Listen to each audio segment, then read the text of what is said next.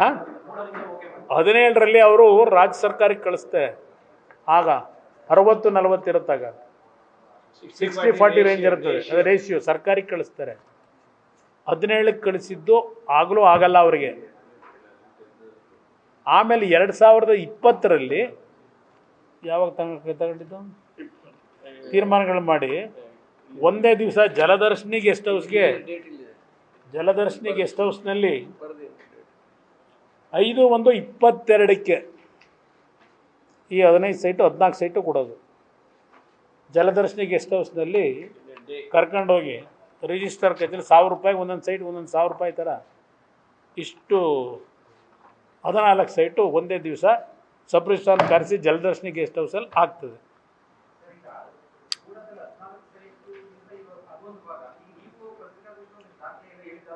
ಹಾಂ,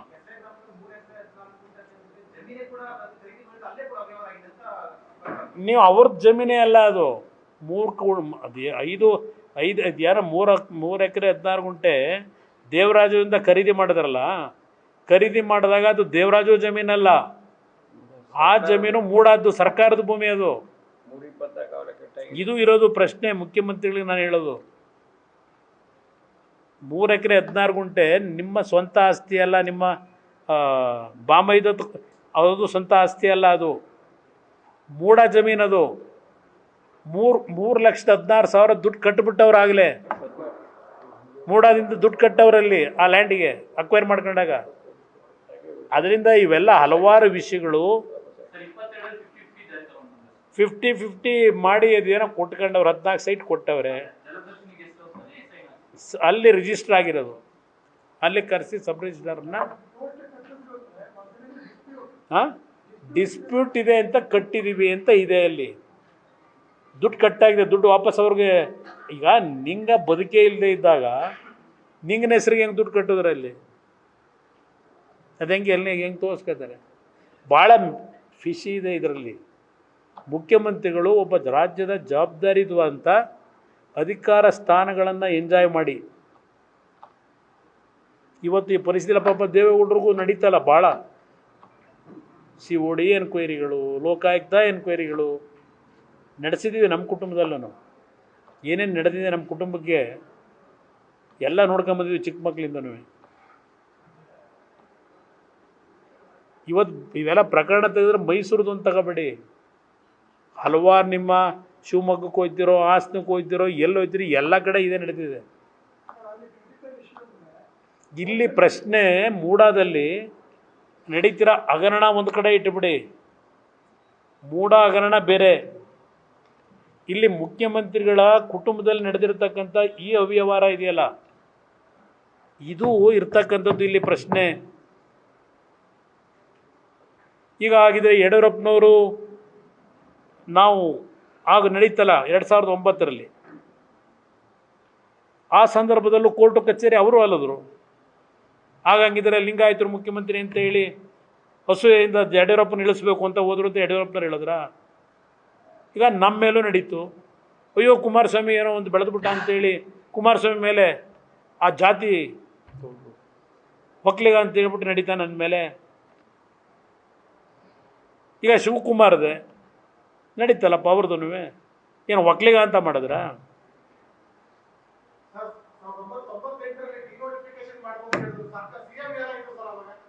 98ರಲ್ಲಿ deputy CM ಯಾರಿದ್ರು? 99 Congress ಸರ್ಕಾರ ಬಂದಿದ್ದಲ್ವಾ? JH Patel CM. ಯಾವುದು ನನ್ನ ಸರ್ಕಾರವಾ? ಹಾಂ, ನಾನಿನ್ನೂ ಆಗ ರಾಜಕಾರಣದಲ್ಲಿ ಆ್ಯಕ್ಟಿವ್ ಆಗಿದ್ದೆ, ಇದು ಬಂದೇ ಇರಲಿಲ್ಲಪ್ಪ. ನನಗೆ ಕೇಳಿದ್ರೆ ನನ್ನೇನು ಮಾಡಲಿ? ಆವಾಗ ಯಾರು ಮಾಡೋರು ಅವ್ರನ್ನ ಕೇಳಬೇಕು, ನಾನು ಅದಕ್ಕೆ ಜವಾಬ್ದಾರನ?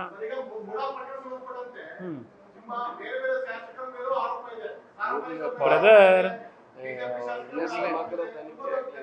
ಒಂದು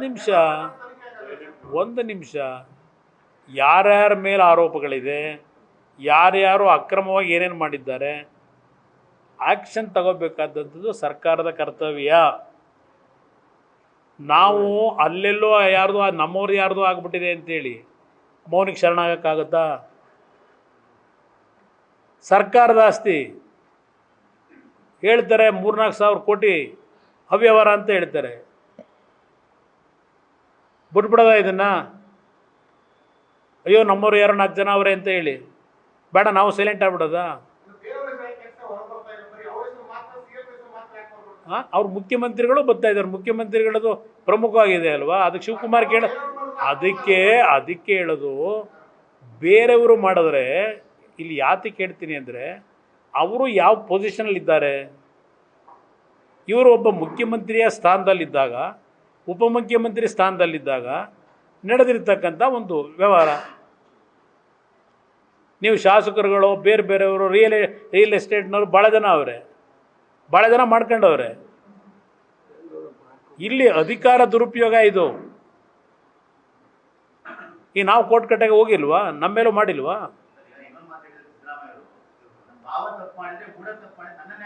ಸಿದ್ದರಾಮಯ್ಯ ಮತ್ತು ಯಾವಂತೋ ಮಾಡಿದ್ರೆ ನನ್ನ ಯಾಕೆ ಟಾರ್ಗೆಟ್ ಮಾಡಿದ್ರಿ?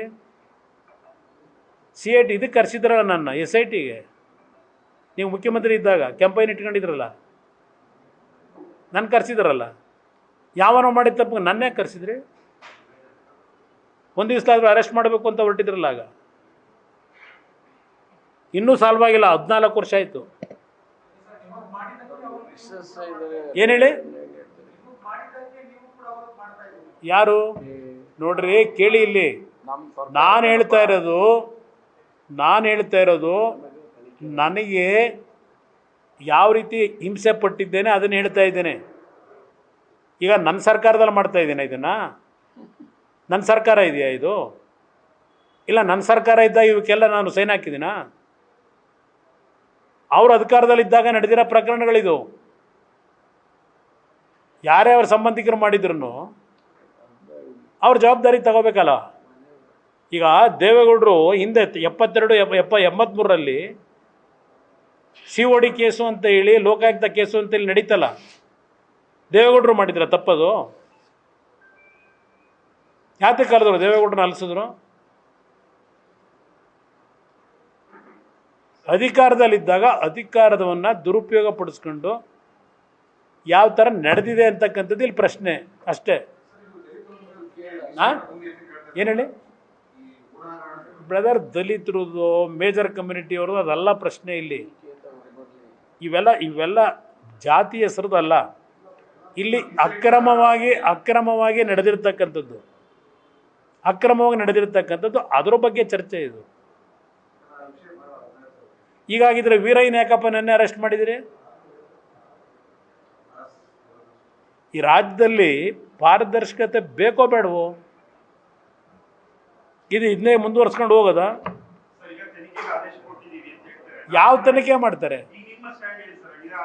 ಇಲ್ಲಿ? ಯಾವ ತನಿಖೆನೂ 4 ಜನ ಅಧಿಕಾರಿಗಳು ಹೋಗ್ತಾರಲ್ಲ, ಯಾರು ಹೋಗೋರು? ಯಾರು ಕಳಿಸ್ತಾರೆ ಅವ್ರನ್ನ, ಅಧಿಕಾರಿಗಳನ್ನ, IAS ಆಫೀಸರ್ಗಳು?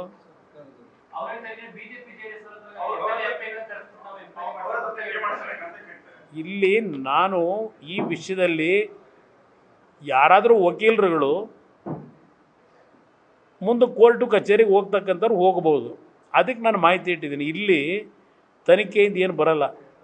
ಈಗ ಕೆಂಪಣ್ಣ ಆಯೋಗ ರಚನೆ ಮಾಡಿದ್ರಲ್ಲಪ್ಪ, ಏನು ಬಂತು? ಆ ಅರ್ಕಾವತಿ ಲೇಔಟ್ ಏನಾಗಿದೆ? ಅರ್ಕಾವತಿ ಲೇಔಟ್ ಏನಾದರೂ ಇಂಪ್ಲಿಮೆಂಟ್ ಆಯಿತಾ ಈ ರಾಜ್ಯದಲ್ಲಿ? ಆ ಅರ್ಕಾವತಿ ಲೇಔಟ್ ಹೆಸರಲ್ಲ ಬಡವ್ರ ಜಮೀನನ್ನ ಡಿನೋಟಿಫಿಕೇಶನ್ ಇದು ತಗೊಂಡು ಎಂಥದ್ದು ನಿಮ್ಮ ನೋಟಿಫಿಕೇಶನ್ ಮಾಡಿ ಬಡಾವಣೆ ಮಾಡ್ತೀವಿ ಅಂತೇಳಿ 3,500 ಎಕರೆ ತಗೊಂಡು ಸಿಂಗ್ಪುರ ಮಾಡೋರು. ಈಗ ಗ್ರೇಟರ್ ಬೆಂಗಳೂರು ಮಾಡ್ತಾ ಇಲ್ವಾ ಈಗ? ಹಾಂ, ಆಗೋದಿಷ್ಟೇ.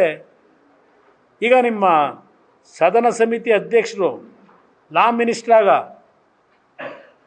ಜಯಚಂದ್ರ ಇಷ್ಟು ದಪ್ಪ ಕೊಟ್ಟವರಲ್ಲ, ನೈಸ್ ಹಗರಣ. ದುಡ್ಡಿಲ್ಲ ಅಂತ ಹೇಳಿ ದಿನ ನಿಮ್ಮ ಜೋಬ್ಗೂ ಸೇರಿದಂಗೆ ಎಲ್ಲರ ಜೋಬ್ಗೂ ಕೈ ಹಾಕೊಂಡು ವಸೂಲಿ ಮಾಡ್ತವ್ರಲ್ಲ,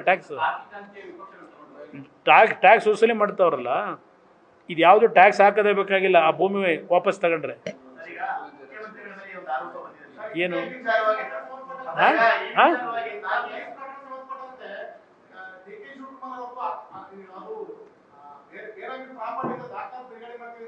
ಮಾಡಲಿ, ಏನು ಮಾಡಪ್ಪ. ನಾವು ಒಂದೋ ಎರಡೋ ಆದರೆ ಬಿಡ್ಬೋದು, ಆದರೆ ಏನು ಮಾಡ್ತೀರಿ? ಬಿಟ್ರು ಏನಿದೆ ಉಪಯೋಗ? ಈ ಕಣ್ಣು ಮುಂದೆ ಕಾಣ್ತಾ ಇರೋದೇ ಆ್ಯಕ್ಷನ್ ತಗೊಳಕ್ಕೆ ಸಾಧ್ಯ ಇಲ್ಲ. ಲೂಟಿ ಆಗೋದು ಆಗ್ತಾ ಈಗ ಎಂಥದ್ದು ಈಗ ನಿಮ್ಮ ಕಾರ್ಪೊರೇಷನಲ್ಲಿ ಯಾವುದೋ ರೈಟ್ ಕಂಪ್ನಿ ಕೊಟ್ಟು ಎಂಥದ್ದು ಕಸ ವಿಲೇವಾರಿ ಮಾಡೋದು ನಡೀತಿದೆಯಲ್ಲ ಈಗ. ಗ್ರೇಟರ್ ಬೆಂಗಳೂರು ಮಾಡೋದಕ್ಕೆ ಯಾವನೊಬ್ಬನ ರೆಡಿ ಮಾಡ್ಕೊಂಡು ಮುಂದಿನ 30 ವರ್ಷಕ್ಕೆ ಕಸ ಕ್ಲೀನ್ ಮಾಡೋಕ್ಕೆ 45,000 ಕೋಟಿ ವೆಚ್ಚದಲ್ಲಿ ಒಂದು ನಡೀತಾ ಇದೆ ಈಗ ಕೊಡೋಕ್ಕೆ. ಎಷ್ಟು ಪರ್ಸೆಂಟೇಜು ಅಂತ ತಿಳ್ಕೊಂಡಿದ್ದೀರಿ? 10ರಿಂದ 15,000 ಕೋಟಿ ಹೊಡಿಲಿಕ್ಕೆ ಹೊರಟವ್ರೆ ಇವರು. ಬೆಂಗಳೂರು ನಗರ ಬೃಹತ್ ಬೆಂಗಳೂರು ಮಾಡ್ತಾರೆ. ಇಂಥದ್ದು ಗ್ರೇಟರ್ ಬೆಂಗಳೂರು ಚರ್ಚೆ ಮಾಡೋದು ಇದೇ ಸಮಯ. ಅದಕ್ಕೆ ಇಂಥದಕ್ಕೆ ನೀವು ಬೆಂಬಲ ಕೊಡ್ತೀರಾ? ಆಗಿದ್ರೆ ಇವತ್ತು ಯಾವ ಮಟ್ಟಕ್ಕೆ ಹೊರಟಿದ್ದಾರೆ ಈಗ. ಯಾವುದೊಂದು ಪ್ರೈವೇಟ್ ಕಂಪ್ನಿ ಮುಖಾಂತರ ಏನೋ ಈಗ ರಿಪೋರ್ಟ್ ತಗೊಂಡು ಯಾವನ ಬ್ಲ್ಯಾಕ್ ಲಿಸ್ಟಲ್ಲಿರೋನು ಅವನಿಗೆ ಈಗ 30 ವರ್ಷಕ್ಕೆ ನಾವು ಬದುಕಿರಲ್ಲ, ನೀವು ಬದುಕಿರಲ್ಲ. 30 ವರ್ಷಕ್ಕೆ ಕೊಡ್ತಾರಂತೀಗ 45,000 ಕೋಟಿಗೆ. ನ್ಯೂಸ್ ಫಸ್ಟ್ ನಿರ್ಭೀತಿಯಿಂದ ನಿಮ್ಮ ಪರವಾಗಿ.